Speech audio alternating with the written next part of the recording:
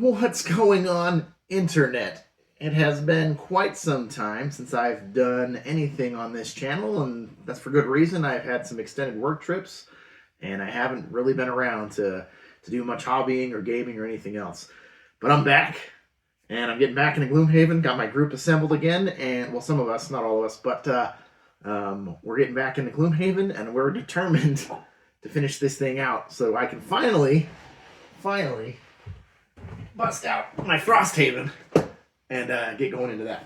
So, without further ado, let's check out scenario 43, Drake's Nest, and how I built it in 3D real quick, and talk about, after that, plans for the future of this channel.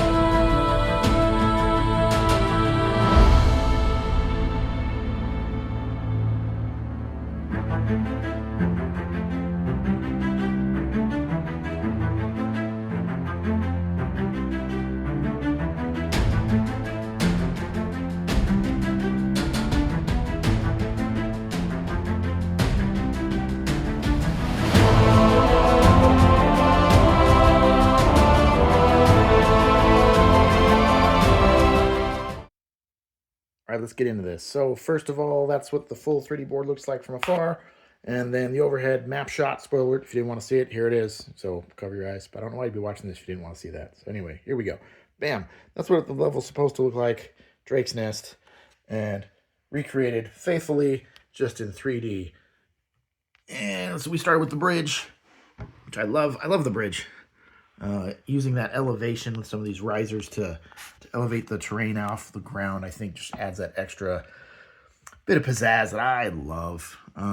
So this is all Talisman Saber Train. That's the train that I have designed and painted and printed and painted with my business partner, Jay Carter. So Talisman Saber Train, if you're interested in what you see here. But mostly we do 3D designs now for, if you have a 3D printer, you can do this on your own. But, and then to soup it up, so I painted it in an icy style 2 years ago, 3 years ago when I first painted this set of terrain up. It's one of the only sets of terrain that I still have, because all the other terrain that I've printed and painted over the years ends up getting sold to interested persons. And so I rarely get to keep my own. And so this set is mine. So it was cool that I got to use it for my first scenario back from my work trips to create this Drake Nest. To add the snow effects, it's a mixture of Green Stuff World snow, which I like because it's got this like glittery texture to it, or this glittery appeal to it. There's little glitter particles in the snow, and then I mix it with Woodland Scenics to dilute that a little bit, and then I make a little paste out of Mod Podge and water, glossy Mod Podge, and that gets pasted onto the terrain. And it kind of gloops on, and so it kind of rests where snow might rest in theory, and then it dries out real nice and gives this good snowy appearance on all the terrain, which I really like. I made a mixture of the acid traps and the pit traps in here. The map just shows traps, but I do what I want as far as the styles. And then the only thing that isn't Talisman Saber Train on this map are these two bone piles, which I got years and years ago. I don't remember what they are from anymore. But so outside of those bone piles, everything else in here, and the minis, everything else is Talisman Saber Train stuff. So yeah, we got coming in across the bridge.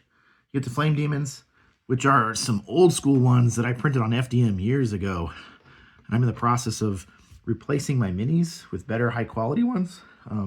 these flame demons. So my next video, there will be flame demons in our next build, and you'll have different flame demons replacing these. These guys are getting retired. Then we have the drakes. These rending drakes, which I love this model. That's a Delani, I believe. I'll put the link in the description below. Really like that model. And then these spinning drakes. Oh, I'm blanking on the name of the 3D designer who did those, but I will also post links in the descriptions for both these two models because they're 3D prints, resin printed on my Epax X1. And then I'll get you those links. You can, if you're interested in those files, you can go support those awesome designers. And then moving into the back, the Elite Flame Demon. I think that's a Bones, Reaper Bones Flame Demon. I used to had a bunch of those Reaper Bones Kickstarter minis, and that one I painted up as an Elite Flame Demon. He's huge though. He barely fits. Honestly, he doesn't really fit, but we make him fit. Other than that, just a really cool looking level. I like it. I love, like I said, love the way the elevation works with the 3D terrain. Other things I've been doing, I've been slowly trying to work on resin printing a new 3D set for me. Because, you know, I talked about how I don't get to keep a lot of my terrain. So I'm working my small Epax X1 to slowly start resin printing stuff that I'm keeping. So the first couple things I've done is some of these pit traps are now resin prints instead. And I actually like the resin prints. That the details don't show up that much better in resin with that particular file. These spikes are much sturdy though, and that I do like, that these spikes are a lot sturdier because of FDM printer, the spikes, if you push on it too hard, not that they're not sturdy, but you could snap it off just the way, you know, resin printing works. And the FDM printing works, and I feel like on a resin print, these spikes being more solid and secure, they're sturdier. The door files, so my dungeon doors that I have, I've been working through the resin prints, and the details are a lot cleaner and crisper in resin, which is obvious, right? So I just appreciate that, you know, these hinges you can now really see. I've always printed them at, you know, 0.2 millimeter-ish, and some of those details get lost. So if you're looking at it close, you can notice in FDM, but in resin, I like that. So anyway, slowly working through resin prints. Next build, I should have a lot of resin printed stuff on there. That'll be kind of cool. Other things we did to soup up the game since last time I played. When I was at Gen Con, a year or 2 years ago, I got these Gloomhaven coins, and I already had the 3D printed coins, but now I have these nice metal Gloomhaven coins. Those are cool. And then the other thing we did in the game is I have this TV mounted up here, and that's where Gloomhaven Helper was being broadcast. And so it made the play experience a lot better before I had to put like a TV like mounted right here, just on the table. And now I've got one mounted on the wall, and that's where Gloomhaven Helper goes. So yeah, that's this level. Came out really well. We beat this by the literal skin of our teeth. We actually didn't get to loot that treasure chest in the back, but I expired as the scoundrel, and then the other two guys were on their last turn or two, and we just barely cleared the level with what we had to do. So a lot of fun. Great to be back into the game.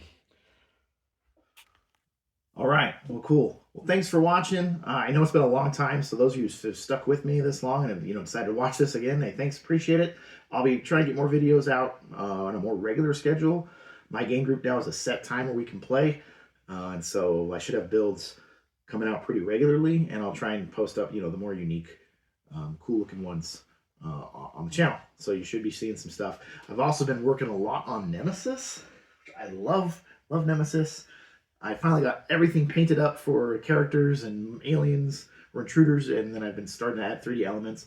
My long-term goal is to have a really cool 3D board of Nemesis, inspired by my buddy Jay, who has the most epic 3D Nemesis build ever. But yeah, so I'd like to get that going. I still have to start Oathsworn, which I have down there. I got all the Oathsworn stuff. I know it's an amazing game. I need to bust that out and play some more. I've got a bunch of Dungeons and Lasers terrain that I got as a Kickstarter I need to start working my way through. And I am still addicted to Song of Ice and Fire, which is something I really love, and I'm trying to get back into that. And so I got a lot of hobby things going on. But my main Gloomhaven terrain project is finishing up the last couple designs for the Kickstarter, which should be done in the next couple weeks, and from our previous one, and then start work on Frosthaven terrain once I can bust out Frosthaven and really dig into that and see what we need to build and create to make some really cool Frosthaven terrain. And I want to print it all in resin because I've really been curious to see how much more detail I can make this terrain when printed in resin. So anyways, that's what I'm going to start working on. It's cool to be back. And thanks for watching. Hope you all have a great 2024. Happy printing and happy gaming.